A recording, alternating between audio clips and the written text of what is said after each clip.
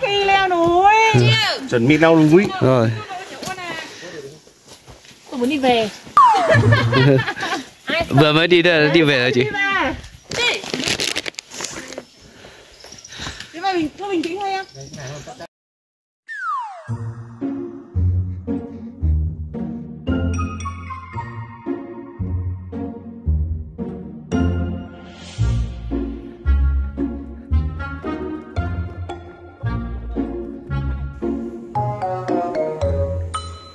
Đây nó gọi em được rồi. Dịch em vào em một tí để lấy kiểu cận em không ao nét đằng sau lưng ấy. Sau lưng ao nét chị. Vào bật lên đi, bật cái tab thứ 3 lên đi. Nhìn Đây vào tìm cái kênh này, Z kênh. Z kênh rồi tìm cái link kênh gửi qua Zalo ấy. Đã leo như nào rồi? đây là chúng tôi khi leo được nửa đường. Qua mệt rồi. Hối hận cả đời. Qua mệt rồi. Qua mệt rồi. Đâu leo hướng nào em ơi? Bên này anh ạ. Anh leo lên xem cái chỗ nào rơm mình ngồi thế này quá. Bên kia thì chỗ nào cũng rơm luôn. Qua đủ rồi. Cái rừng rêu đâu em? Đấy. Rừng rêu trên này anh ạ. Đâu bây giờ đi nào? Không phải rừng nào, phải nhiều để đẹp đi chụp ảnh. Đúng rồi. Đi lên là có. Giờ đi hướng này lên này em. Đúng rồi. Đi lên hướng này. Ok.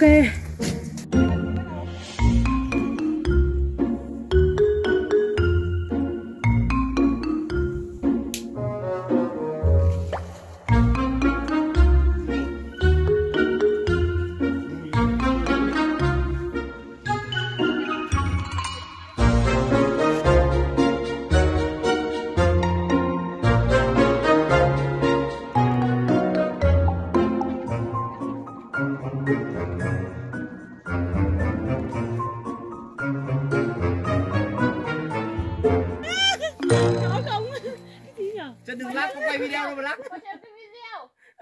Tối nay Lắc cái chân đi. Tối nay thằng Thông Dê nó sẽ úp lên Facebook mày sẽ nổi. Mày sẽ KOL ngay nhá.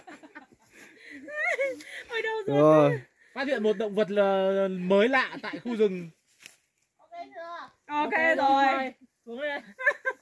Trông khá kinh rồi. Đấy, Hoàng nó bế xuống. Rồi em xoay. Xoay chân sang, Hoàng nó bế xuống thật nào ôm một cổ ấy. Bộ mệt. Đây là tôi. Sau khi leo lên đến đỉnh. Đỉnh gì? Tà Xùa. Ok, đến bảnh. Đến bảnh. Bảnh là bảnh mê thật nhá. Đây là tôi. Hùng hồn đó. Phân đường cũ Tôi đây là đỉnh Tà Xùa. 2.865 mét. Ao thôi. Không bao giờ đi lần nữa.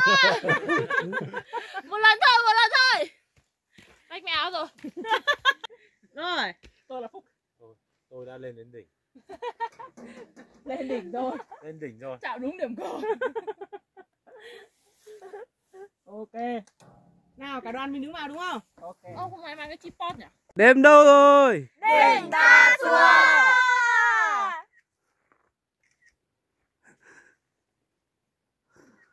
Chúng ta không bao giờ bỏ cuộc. Bỏ cuộc. Chúng ta không bao giờ đi về. Đi về. Chúng ta không bao giờ lùi bước.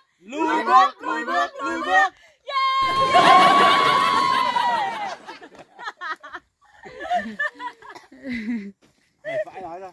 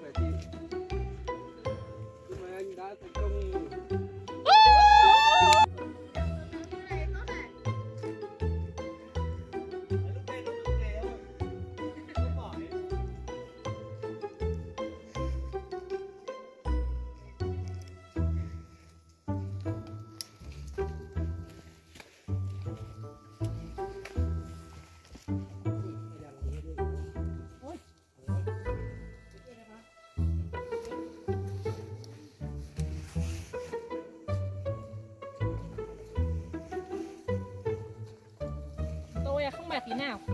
Chuyến đi rất là thú vị với vợ chồng của anh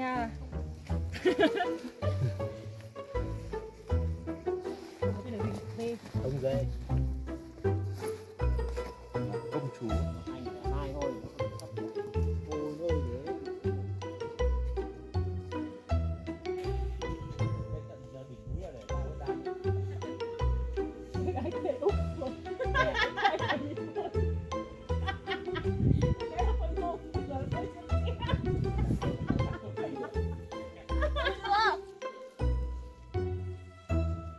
Hè làm chuyến Hà Giang đúng không? dẹp mẹ đi. Chị cũng thích đi mà nhưng mà làm cái việc khác đi. Bon mà không nói Thôi đứng dậy gái lau gái xong là nó ấm mà. Tắm xong ấm mà. Tắm xong ấm mà nên là không tắm là sẽ lạnh đấy. Chào buổi tối đi.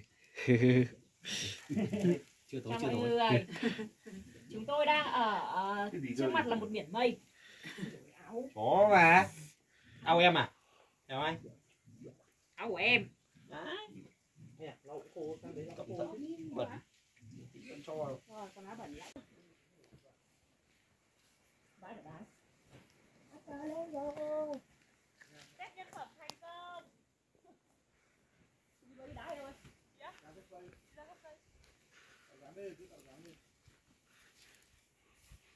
Wow. Cái gì muốn chân mình lại. Dây thép.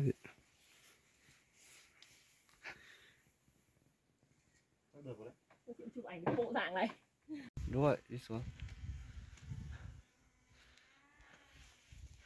Bổ sung năng lượng này. Cái này có sóng thế nhỉ? Ở đây có chị ạ. Có 4 người đấy.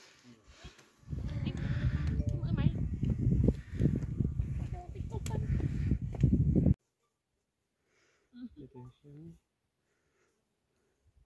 Ôi lại vướng. Sao bạn? Va rồi. Đúng rồi. Lúc mình va vào rồi chưa kịp cảm biến. Chưa. Mày không cày thì không ấy nhau. Chưa hiểu lắm. Nhưng mà anh chưa làm được. Cứ ngồi đấy cho vui đi. Muốn đẹp thì phải chịu nắng.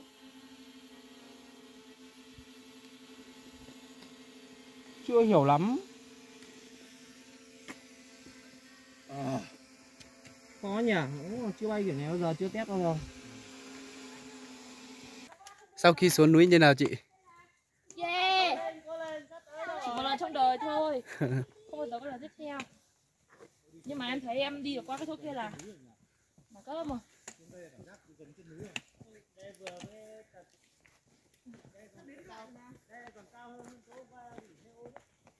Chó nó không đi nữa.